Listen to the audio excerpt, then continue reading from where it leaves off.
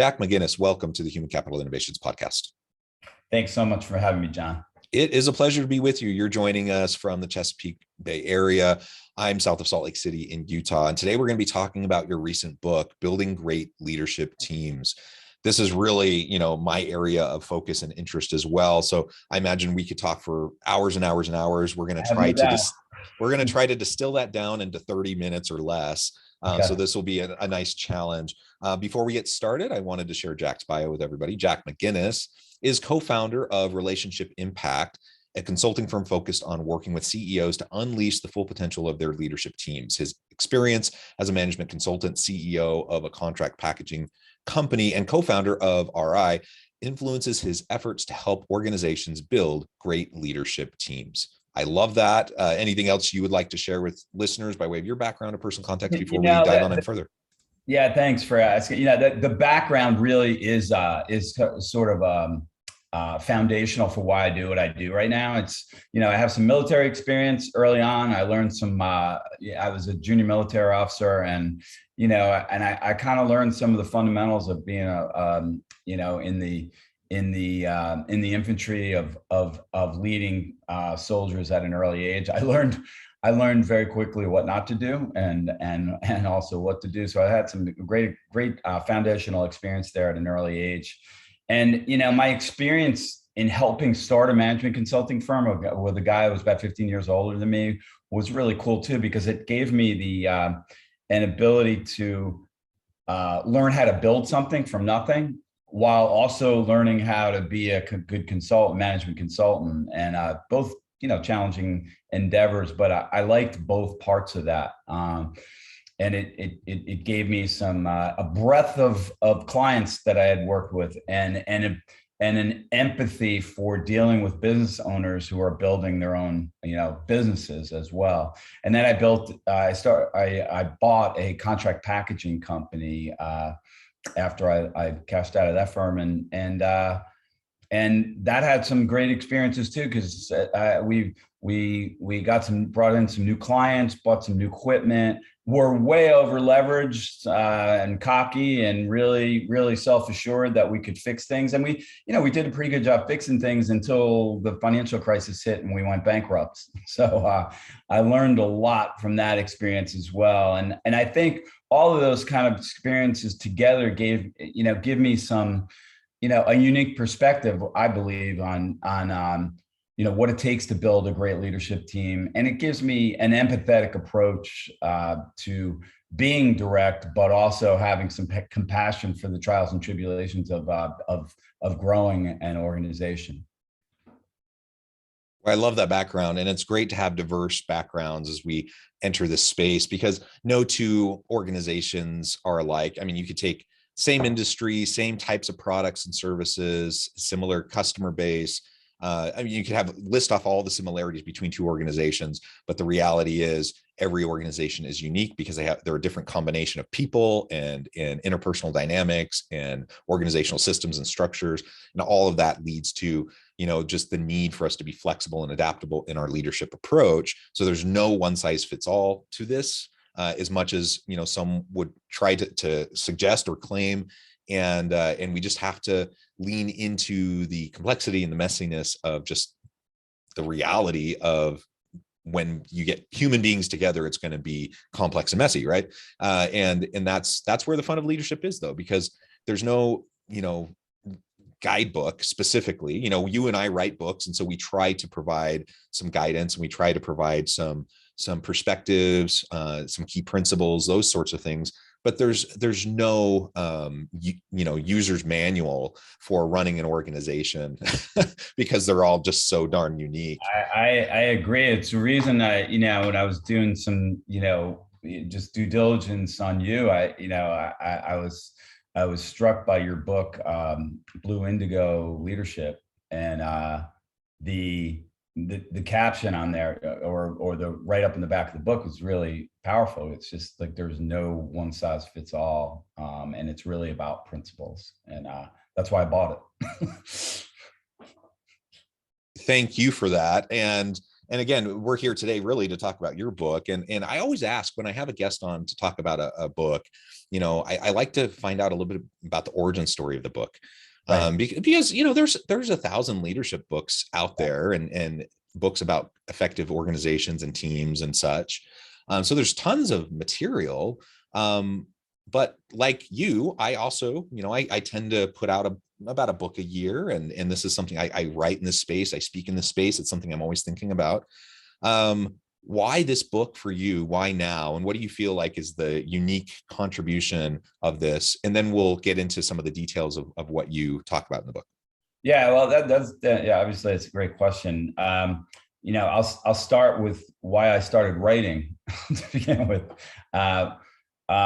When we started this firm about 14 years ago, and it's, as any company does, it morphs into different, we started as something different. And about, I'd say 9 or 10 years ago, we settled in on, we'd had worked with a couple of clients that were very much focused, where the work became very, very much focused on working with their executive teams. And we were like, whoa, we have something unique to say. We have a cool point of view. They seem to be engaged in it. We're making some impact. So, so in the midst of that, I was out to lunch with the CEO of this company. It was a guy a year after me at West Point, who started his own government contractor and killed it. And he said, he gave me it's unsolicited, but really powerful advice. He said, you have to have a point of view. You guys have to have a point of view. It's not good enough to say you're a consulting firm like everybody else.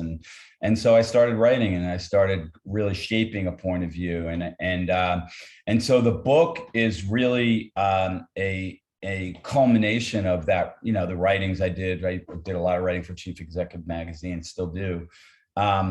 But a few years ago, I was like, God, I really should put this down, because we have a pretty cool approach. We have what we think is an interesting perspective. It's similar than other perspectives, a little bit different than others. But then when we started looking at it, there's not a lot of books on building leadership teams. There's a lot of books on building teams. There's a couple, and there's a bunch of stuff on teams, but not a lot on leadership teams. So we felt like, we had something to say, and that's really where that emanated from. Yeah, well, and can I just put a fine point on that? Yeah. It's important to have that distinction of leadership teams. Do principles of good, effective teams apply to leadership teams? In many cases, yes, right? But a leadership team, like an executive leadership team, that is something that's fundamentally different than me being a middle manager with my team of specialists that do some function within the organization. Right. It's just a very different thing. And so focusing on executive leadership and those leadership teams where you're focused so much on the vision, the mission, the purpose, the high level strategy, those sorts of things, it's just a different beast altogether. So I think there's definitely a niche there that needs to be addressed. Well, thank you. Yeah, we thought so too. It is different. There's no question about it. Well, good. So with a little bit of that backstory, and it resonates with me, just the writing, and I'm in the academic space, so I do a lot of academic research. I do a lot of surveying and interviewing and statistical analysis, and then I write up a big paper and I get it published in a journal, and like 10 people read it because nobody reads academic journals. And so at some point, and this was probably 3 or 4 years ago, I've always dabbled in the practitioner space. I've done consulting work for a long time, and I've dabbled with writing in the practitioner space, but something shifted in my mind 3 or 4 years ago. And I decided, you know what, I still need to do the academic, peer-reviewed journals. That's part of my expectation as a professor. So I still need to do that, but I need, there's just not as many people that consume that. And so but everything I do is very applied, and all the research I do can, I believe, have big impacts in organizations. So I made the decision, I'm going to start writing articles for various practitioner-oriented outlets with wide distribution to get the ideas out there, to, hopefully move the needle a little bit and get the ideas to the end of the row so that, leaders of organizations can actually do something with the research, rather than waiting for 10 years, right, for it to kind of trickle down. And that has been a super rewarding and fulfilling thing for me over the last few years, as that's been a heightened focus, because we just need to be able to to connect back to what matters. And, sitting in the ivory tower and esoteric research and theory building and statistical analyses, while important, I'm a believer in the academic endeavor. The impact of that is not going to be as great as if I can actually, share those ideas with people who are living it day in and day out, trying to make it work. Sure. And that's where you come in as well. I see your work in that same vein. It's research based. It has a foundation in rigor, but it also is written in a way that's digestible, understandable to the average leader in an organization, so they can actually do something with it and make a difference for their teams. So that's fantastic. Thank you. Yeah, we believe that too. I really do, and it's been good. I mean, it was launched on Amazon on the 14th of June, and got some good traction right away. And so it's been a good experience, getting a lot of good feedback and stuff. A lot of kidding from my friends, of course. But yeah, very good. All right, so let's dive in. Sure. What are some of those? I mean, obviously, we can't talk about everything in this interview, but what are some of the highlights, some of those key takeaways that you would hope anyone who picks up your book, that they spend a dedicated amount of time to read through it? What do you hope that they take away that they'll remember 5 years from now? Yeah, so I think there's three things that to take away, and you stole my thunder a little bit on the first one, is that leadership teams are just different. They're being on a leadership team is different than running a functional unit, right? You have to have a greater good perspective. To be a great leadership team member, you have to take the perspective of the organization now, not just your function. And oftentimes you have to put your organization ahead of your functional responsibilities. And that, most of the time those things go hand in hand, but sometimes they don't. Reprioritization, for example, distribution of resource or allocation of resources, those things are what we see is a lot of fiefdoms, like people protecting their own versus thinking about things from an organization-wide perspective and what's good now and in the future for organizations. So we believe, and that's just one thing that distinguishes, leadership teams for other teams, but it's a really powerful one. So I think, the fact that leadership teams are different, and that leads to the next thing, which is great leadership teams have great structural foundation. And structural foundation are things like, do you have the right people with the right mindset on the team?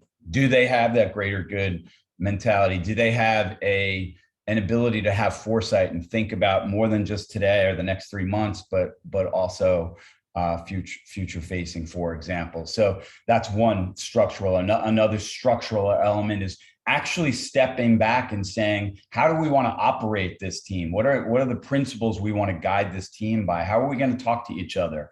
How are we going to talk to each other in the room? How are we going to deal with disagreement in this room? How are we going to deal with making critical decisions for the good of the organization? Another important structural thing is what is it that the 6, 7, 8, 9, 5 of us are supposed to be doing, working on together, rather than just as functional leaders? We all have our functional assignments, the head of sales, the CFO, but there are important cross-cutting organizational initiatives that are the responsibility of a good leadership team. Acquisition is one of those. We have a customer a customer concentration problem. That's not just one department, that's the organization's challenge. So the leadership team is focused on that. So having a good structural foundation is really, really important. What we find is that most organizations just throw a group of leaders together and call it a team, and then have report out sessions to the CEO.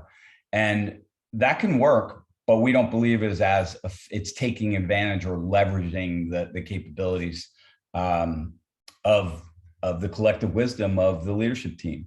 So that's number two. So good structure is another thing. Yeah. Can I chime in there? Please. That man, that's so important because Otherwise, if you don't have the structure in place and you don't institutionalize those mechanisms of effective teams and organizations, then really you're dependent on the charisma of the leader or the personality, of a particular leader. And what happens when they leave? Good leadership requires you to have sustainability. It requires a leader to be able to work with people who could continue to function and function well. If that, heaven forbid, that leader gets hit by a bus or has terminal disease of some sort or whatever, like you need them to be able to carry on. And so many organizations just don't have that. And so they're so reliant on that individual, that personality. They don't have the institutionalized systems, structures, the processes, practices, procedures. You mentioned some of those cultural elements that are so essential, just in terms of like, what are the norms and behaviors around how we communicate with each other, how we hold each other accountable. I'm doing some work with an organization right now, and my goodness, they're a hot mess. like their leadership team, like it devolves into screaming matches. They just are not on the same page on basic things. It is a mess. And you really can't do anything to fix that until you get back to the basics of just like, how do we communicate in a civil way so that we can make some progress? So I just cannot, overemphasize the importance of what you just said to having any effective team, any effective organization, but particularly for a leadership team where you have highly experienced, highly skilled, often highly confident individuals, and they can butt heads. And unless you have those systems in place, it's going to be a big, big problem. Yeah. And I think you hit it on the head, so it's leadership teams are different. It requires stepping back and making sure we talk about what we want our leadership team to look like and do. And then finally, the third thing that we believe is really important is the relational dynamics that reinforce the structure, right? And so relational dynamics are things like trust. Not so much do we like each other, but do we trust each other's capabilities and character, so that we can have the hard conversations we need to have about the most important stuff the organization is facing, without the passive aggressive stuff, without the lobbying the CEO after the meeting, without the defensiveness, and not without all of it, but without most of it. There's no perfect, right? But productive dialogue is such a critical thing and it's probably, people ask me all the time, what gets in the way of leadership teams being as good as they can be. And I believe, in my heart of hearts, that the ability to have productive dialogue is really critical. And, ultimately the journey we take the organizations, the leadership teams we work with through, is to get them to a place where they can actually hold each other accountable without just the CEO in the room. And that requires trust. It requires the ability to have tough conversations without all the scarring. And because there's too much going on, there's too much for any one person to know. So effective teams can be real strong accelerators for any organization. No question. Yeah, that mutual accountability and trust is the foundation upon which those relationships happen, in which that communication can occur. If we don't have that mutual accountability and trust, then we're just going to be spinning our wheels. We're not going to be accomplishing much, and we're going to be super frustrated with each other. And we can't have those healthy relationships without it. I mean, every relationship, every healthy relationship is built upon a foundation of trust. And that, I mentioned this organization I'm working with, their executive team's a hot mess. I mean, that's the crux of the problems, is they fundamentally do not trust each other. And because of that, they just demonize each other, and they just can't get past, these ideologies and these perceived, chasms between them. And in large, I mean, there are some actual chasms, but in actuality, they're far closer together on most things than, me as an outsider coming in, I'm like, oh, you guys aren't really that far off from each other. Yet for them, it's a hill they want to die on for some minute little detail. And so, those things, we just have to build those relationships. We have to have trust. from there, we build the systems that can help us to have a sustainable leadership team. And then all of that comes back to, what we were talking about earlier. Fantastic, Jack. I think everything we've been considering in this brief conversation, which obviously is fleshed out more in your book, I would encourage listeners to really spend some more time thinking about and to go check it out, because I don't think we can spend enough time self-reflecting on where we're at in relation to these core principles and topics, where our teams are at, where our leadership teams are at. And it's only once we kind of hold up the mirror in front of ourselves and can critically self-reflect and understand where we're at, where perhaps the gaps are, that we can put a plan in place to start to improve. And sometimes that means I need to change. That means I need to open my mind. That means I need to work to mend relationships. I need to work to build relationships of trust. Other times it means I become aware also of some toxic dynamics, in between individuals on my leadership team that needs to be addressed.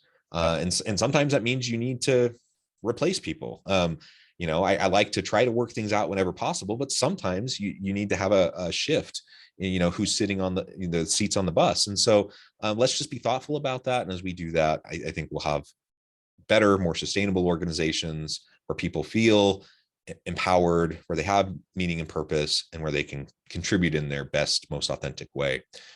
Well, Jack, it has been a pleasure. I know at the time I'm going to have to let you go here in just a minute, but before we wrap up, I just wanted to give you a chance to share with listeners how they can connect with you, share where they can find your book, and anything else you would like to share with listeners. And then and then the final word on the topic for today.